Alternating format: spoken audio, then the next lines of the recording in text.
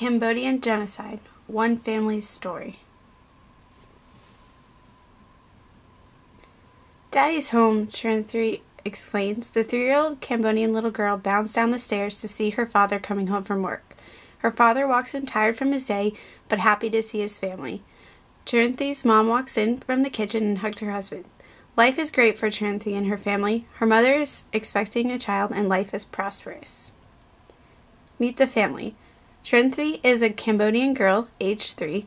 Her father is a grown man, age 28, and is a doctor. Boom! Crash! The sounds of war fill the air and shake the house. Tran and her siblings hide underneath the bed. Tran's mother runs in telling her children to follow her to the shelter. Tran disobeys her mother and stays behind to find her father. Her father finds her and they both run underground to safety and join the rest of the family. The next morning they come out to find a different reality. Nixon had decided to illegally cross the border, sending U.S. troops into Cambodia in a strategic move in the Vietnam War. The Vietnam War has now come to Cambodia. Tran's home has become a war zone. Her world is turned upside down. During these bombings, the U.S. inadvertently killed 150,000 Cambodians. Many fled to the countryside, including Tran and her family. Cambodia was no longer stable. A military regime rose up to take control and gain support. By 1975, the U.S. had stopped bombing the border, and Pol Pot and his communist movement had taken control of Cambodia. Soon after the bombings, a rumor was spread around saying that all families must leave the city and relocate to the countryside. Tran overheard an argument between Long and his brother. They argue about whether they should stay or leave. Long's brother decides to flee the country. Long decides to stay and try to keep his family safe. 2 days after Long's brother left, Tran and her family are forced out of their house. They march out of the city toward the countryside. They have no idea where they are going or what they will find there. They only know they must keep walking. Pol Pot had started his new movement entitled Super Great Leap Forward. He declared that the year is now year 0. Society is to be purified. Capitalism, Western culture, city life, religion, and all foreign influences were to be extinguished in favor of an extreme form of peasant communism. Cambodia is now to be known as the Democratic Republic of Kampuchea.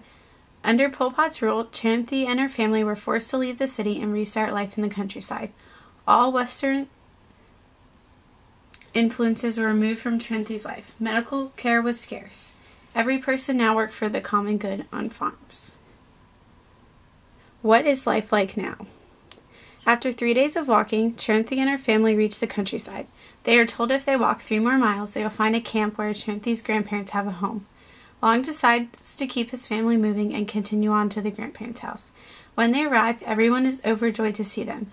Tran notices that even with the joy, there is an anxious look on all the grown-ups around her. She knows something is not quite right. After dinner, officials dressed in all black come by to question the men in the house. They ask about past professions, family, and areas of expertise. The men are told they must be ready the next morning to go to a briefing camp. In the morning, Tran wants to make her father breakfast and say goodbye, but she misses him. She is devastated that she never got to say goodbye, but starts to count down to when the officials said the men will return. However, Tran will never see her father again. The Khmer Rouge removed everything that was rotten. Buddhist monks, police, doctors, lawyers, teachers, and former government officials, their fate was execution. To them, whether you live or die is not of great significance. They only wanted the slave labor in the killing fields. Tran and her siblings are told they must attend a children meeting for different ages. The children must move to child farming camps. They are separated from the mother who stays in the camp. After 3 months of working in the rice field, Tran is allowed to visit her mother. She comes back to find her mother and older sister very sick. Her little brother has died from starvation, and her older brother is off working at another camp. Her sister is working in the hospital. Tran finds comfort in just being with her family. She has craved being held in her mother's arms. In a week, Tran is sent to another work camp. Here she cuts her foot open. Because medical treatment is non-existent, Tran treats her own foot with pee. When her foot does not heal, she runs away from the camp back to her mother. Her mother is scared that someone will discover Tran back. But Tran's foot heals and she goes back to work. However, her mother falls sick again. Her mother knows that this time she will not survive, so she goes to the hospital to die. Trinity is heartbroken when her mother dies. She does not know where to draw strength from. Her family is completely separated. Workdays were from 4 a.m. to 10 p.m. with 2 rest periods. Every 10th day is a day of rest. 3 days off for the Khmer New Year festival. Unsupervised gatherings of 2 or more people are forbidden. Young people are taken from their parents to be married in collective ceremonies. After Trinity's mother died, she and her remaining siblings spent the next 3 years working in the killing fields, only seeing each other occasionally. Then one day, Trinity woke up to find no men in background. During the night, Vietnam had launched an attack on the Khmer Rouge and had beaten them. Many people went through similar experiences to what Trinity and her family went through. Listened below to hear from Monica Chum and Sukhum Chum. On December 25, 1978, Vietnam launched a full-scale invasion of Cambodia, seeking to end the Khmer Rouge border attacks. On January 7, 1979, Phnom Penh fell and Pol Pot was deposed. The Vietnamese then installed a puppet government consisting of Khmer Rouge defectors. Trinity managed to find her sister and her brother, but her older brother is nowhere to be found. The 3 leave the labor camp and walk toward the border where they had told there is help. Along the way, they see little markets that have sprung up.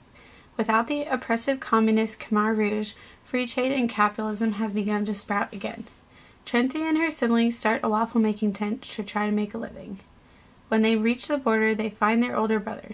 He says that Long's brother escaped and is now living in America. They write begging for help out of the country. They receive notice that they will be allowed to go to America, but first they must take a culture adaptation class. Trinity takes the class, eager to go back to her studies. She is diligent in learning English and passionate about pursuing a medical career. She finds a job as a translator in a hospital. When the day comes for them to leave, her coworkers bid her farewell, and she steps on the plane, anxiously awaiting starting her new life in America.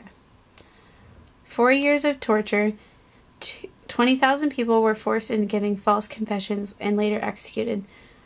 425,000 Chinese perished.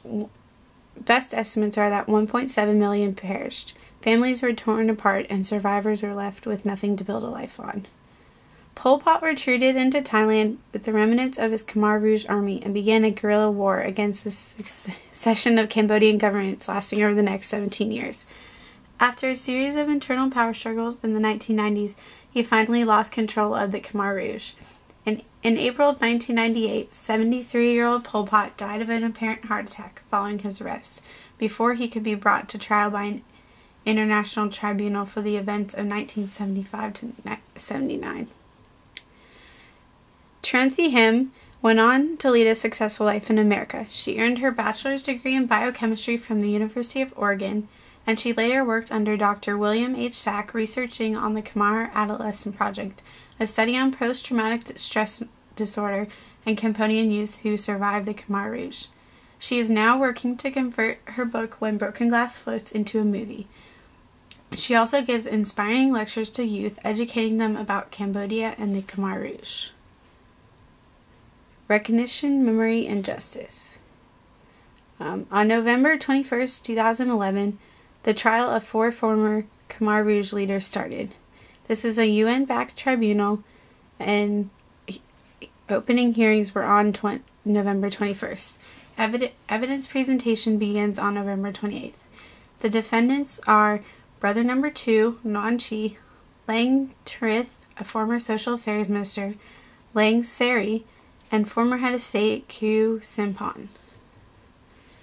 The memorials that have sprung up from this genocide were developed by the Documentation Center of Cambodia. From 1995 to 2004, this center set about the difficult task of mapping the Cambodian killing fields. Through interviews and physical exploration, DC-CAM identified 19,403 mass burial pits, 189 prisons, and 80 memorials constructed by the survivors of the regime. Many of those sites contain, or once contained, the remains of thousands of victims, and they are located throughout 170 Cambodian districts and almost all of Cambodia's provinces. Here are the main genocide memorial sites that I have encountered on my travels, recorded here in honor of the approximate 1.7 million victors of the Khmer Rouge. Like all human rights violations, the outside wonders how people could commit the terrible acts they did. Alexander LeBon Hinton reminds us that genocide is a complex phenomenon that is generated by a number of historical, socio-political, and cultural factors. The nature of a human rights violation is influenced by the culture in which it is born. As the world moves forward in pursuit of world peace, we have to study human rights violations and learn from the patterns we uncover. We must stand together to fight silence and darkness.